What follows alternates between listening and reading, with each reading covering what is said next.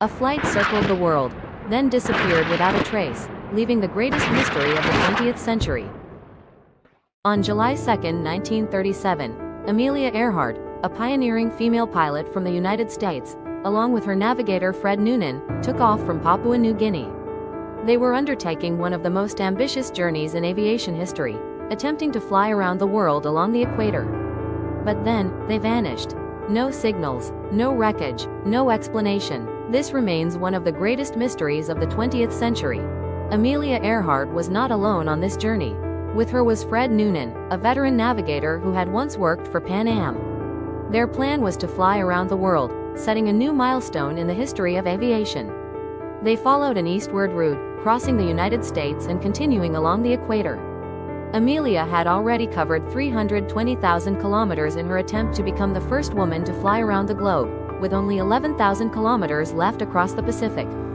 Their final leg was from Lae, Papua New Guinea, to Howland Island, a tiny island in the middle of the Pacific. But they never made it there. At around 8 a.m. on July 2, Earhart sent a radio message. "We are flying at an altitude of 1,000 feet, but we cannot see Howland Island." It was the last time the world ever heard her voice. The radio station on Howland Island could not pick up her signal clearly. Perhaps they had drifted off course, or suffered a technical failure. But no one knows for sure what really happened. Although some of Earhart's fragmented messages were heard, deciphering them became increasingly difficult. The final signal indicated that they were flying along a position Noonan had calculated, which should have taken them over Howland Island. By the time search efforts began, an hour had already passed since her last transmission. The U.S. Coast Guard and Navy launched an unprecedented search effort, deploying ships and aircraft to scour 650,000 square kilometers of ocean around Howland Island and nearby Gardner Island. When news of the missing plane reached her husband, he immediately sent a telegram urging the Navy and President Roosevelt to act. But even before the message reached Washington, the Secretary of the Navy had already ordered the search to begin. The operation cost an astounding $250,000 per day. The battleship Colorado sailed to the Phoenix Islands, launching 3 aircraft from its deck. The planes flew over Gardner Island, McKean Island, and the Carondelet Reef, but saw nothing beyond coral reefs and the wrecks of old ships. As the days passed, searchers agreed that the chance of finding Amelia alive had dwindled to 1 in a million. Her husband still clung to the belief that Amelia had not gone down at sea but had landed on solid ground, arguing that the radio batteries under the plane's wings could not have operated underwater. The search lasted 2 weeks and cost $4 million, a staggering sum in 1937. Yet no evidence was ever found. On January 5, 1939, Amelia Earhart was officially declared dead. In its final report, the U.S. government concluded that her plane had run out of fuel, crashed into the ocean, and that she drowned. What happened after the crash remains a mystery. Surrounded by unanswered questions, her disappearance has fueled countless theories that are still debated to this day. Assumption about the disappearance. First hypothesis: the plane crashed into the sea, and this is also the most widely accepted theory about Amelia Earhart's fate. Many investigators believe that her fuel may have run out, causing her Lockheed Electra to go down near Howland Island. Yet what's strange is that, despite numerous modern search efforts with advanced technology, not a single piece of wreckage has ever been found. No signal, no trace, only the vast, silent ocean. And it is this silence that has turned Earhart's fateful flight into one of the most haunting mysteries in aviation history, keeping the world endlessly searching for answers. Second hypothesis: Amelia Earhart made an emergency landing on Nikumaroro Island.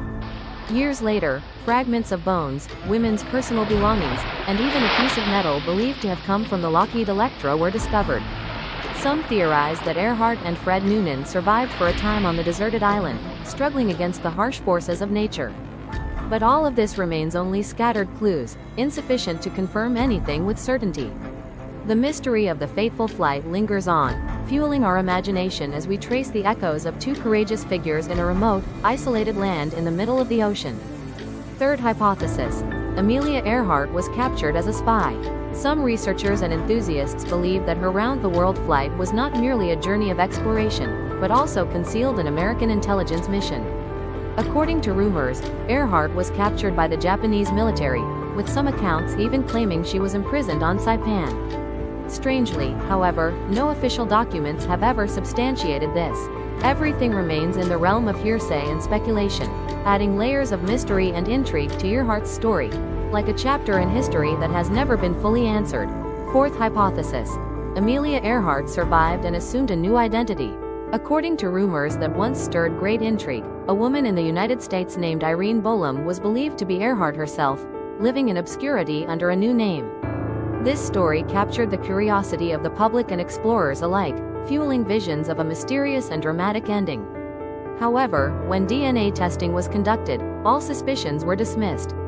Even so, the idea that Earhart might have chosen to escape the world continues to spark the imagination of many, making her story all the more thrilling and haunting.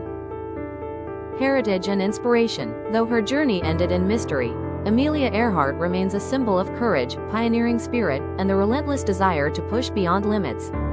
She inspired millions of women around the globe, particularly in aviation and science. Her name has been given to schools, awards, and even spacecraft. Her story endures as a powerful testament to the unceasing spirit of exploration.